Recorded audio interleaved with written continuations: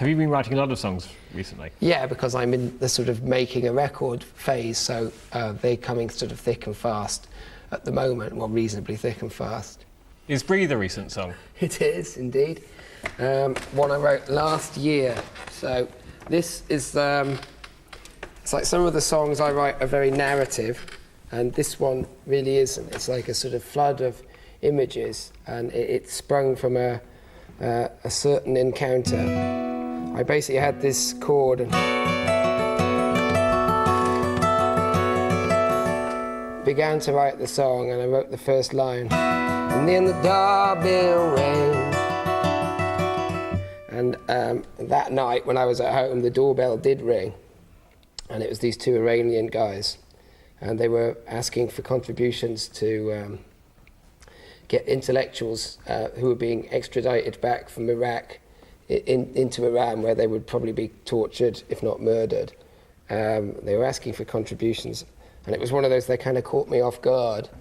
And I'd had a few glasses of wine or whatever, and before I knew it, they were like in the house, the door was closed, and they were showing me all these photos of horrific scenes and statistics. And I was like, hey, hang on a minute, this is like my Friday night or whatever.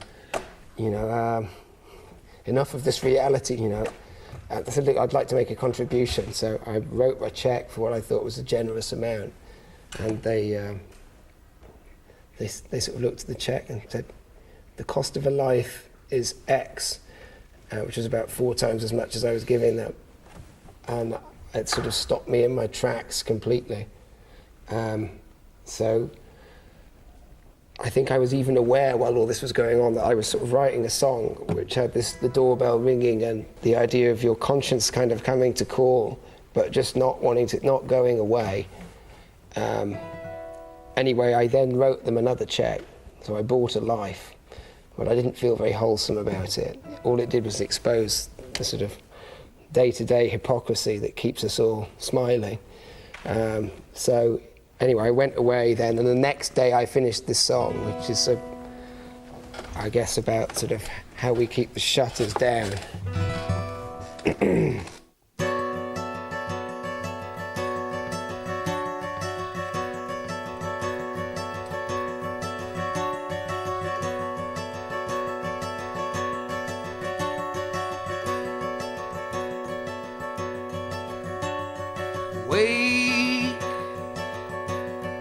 Wake ere the moment's gone. Wake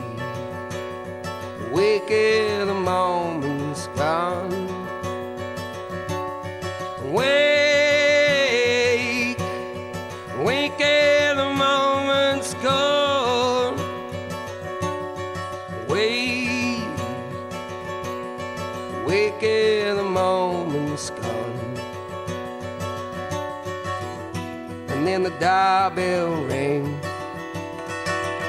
Somebody asked me, could you spare a little time to feel the weight that's mine,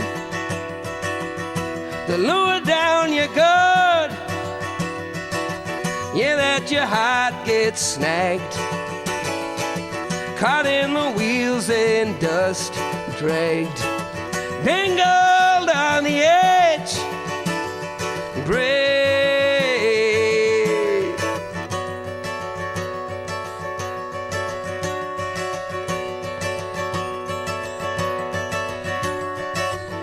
You feel you're in too deep,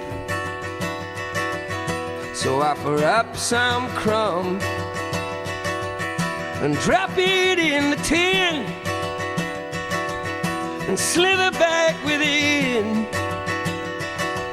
your crenulated wealth, your educated self, your family, your rude health, and all the joy it brings. And we're forgetting something. Feet out on the ledge, feet out on the ledge, and breathe, and breathe, and breathe, and breathe.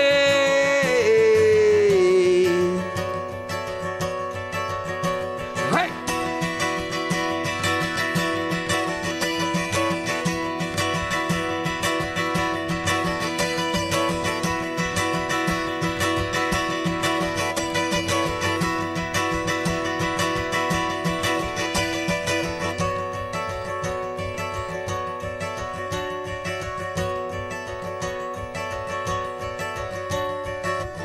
And in the heat of noon, it finds you like some dog got parked up in a field, medically sealed, and scratching at the windshield and howling at the glass. And anyone might walk past. Were you not aware? Were you not aware? Were you not aware? And breathe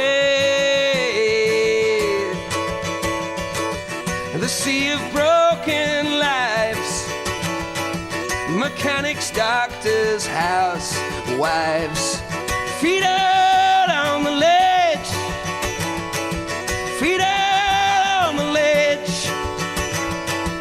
Feet out on the ledge, and breathe,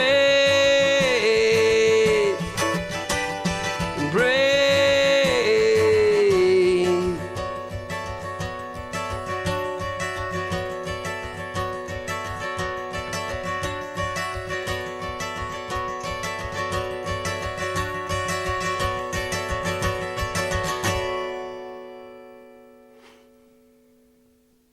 It's got a lovely sound. I was noticing you weren't actually playing many chords there.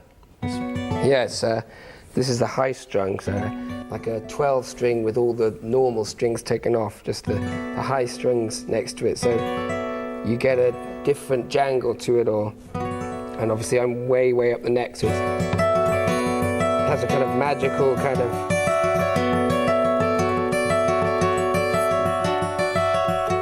It's almost like a kind of carousel sound. Or yeah.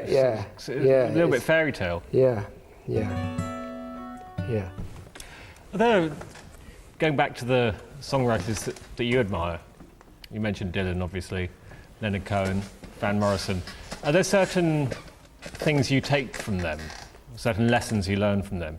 Yeah, definitely. I mean, I think I'm sort of indelibly marked by Dylan, certainly, and Van Morrison too.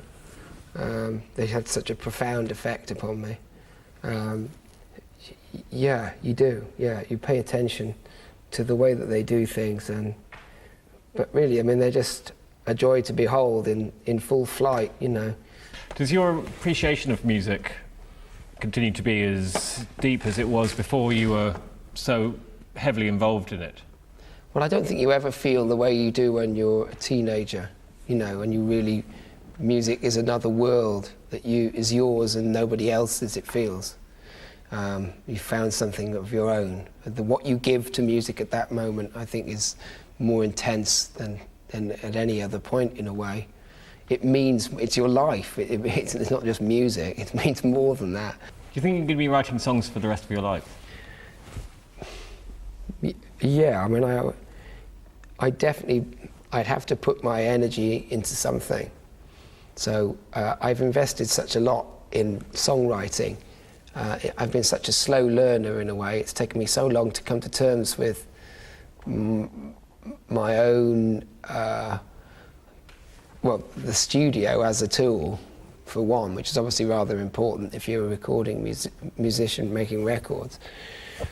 I've just invested a lot in it, and I feel that I need to... I can't see that stopping. I'm hooked, basically. I'm hooked on the work. And with the new band, it just feels like the start of a new era. So I see several records out in front of me that I'm starting to fantasize about. It's all nonsense, but I mean, that's how I feel at the moment. Oh yeah, the future, I can't wait to get there. What's it going to look like? Well, that's a nice mood, isn't it? It's great, but I mean, as far as on and on. I don't know. You know, I guess it depends on so many things.